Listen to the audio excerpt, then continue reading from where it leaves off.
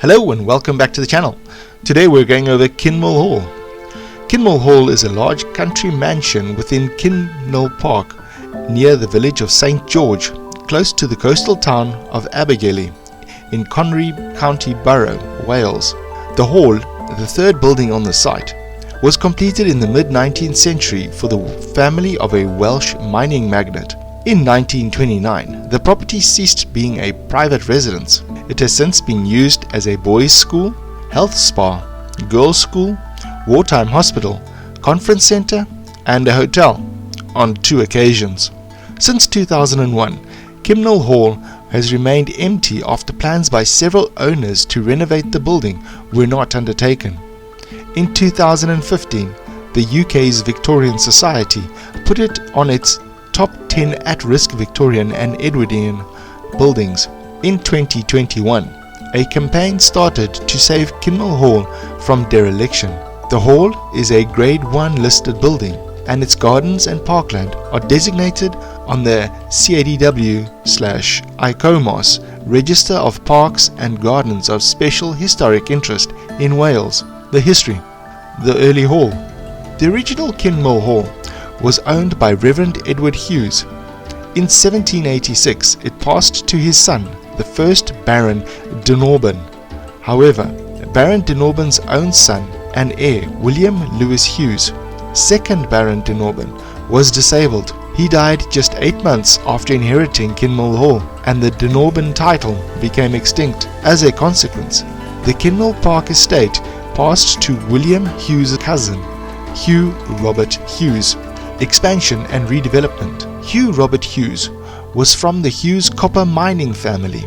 It was he who was responsible for the present Queen Anne Revival Chateau style house, which is the third on the site. On inheriting the property, Hughes wasted no time redeveloping Hall and its parkland. In the 1850s, he had a Neo-Paladian style stable block, which is a tribute to William Byrne, constructed next to the old hall. The old hall was completely remodeled and expanded. The new palatial house, which was built between 1871 and 1874, was designed by William Eden Nesfield. Materials for construction were brought from the nearby Leweni Hall. The building is an example of a calendar house.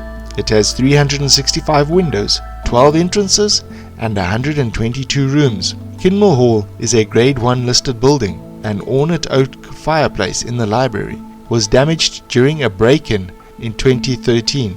The 1870s hall is considered to be one example of the myriad of new types of buildings that were arising during the Victorian era to fulfill increasingly specialized functions. For example, there was a room in the mansion that was only to be used for ironing of newspapers so that the ink would not come off on the reader's hands.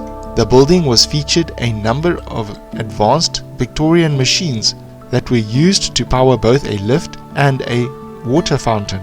The adjoining Venetian gardens were designed by his father, W.A. Nesfield. The hall stands with the walled gardens of around 18 acres, 73,000 meters squared. The parkland around the hall covers 5,000 acres, or 20 kilometers squared, encompassing open fields, parkland and forests. The gardens and park are listed Grade 2 on the CADW/ICOMOS Register of Parks and Gardens of the Special Historic Interest in Wales. Public ownership. After the hall was sold, it became a boys' school for a short while before it was converted in the 1930s to a rheuma spa, a health centre for the treatment of people with rheumatism. The health spa was run by Florence Lindley, formerly headmistress of Lowther College at the nearby Bodle-Widden Castle.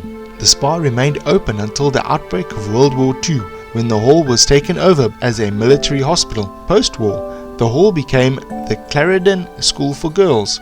The independent school remained at Kinmel Hall until an extensive fire, 1975.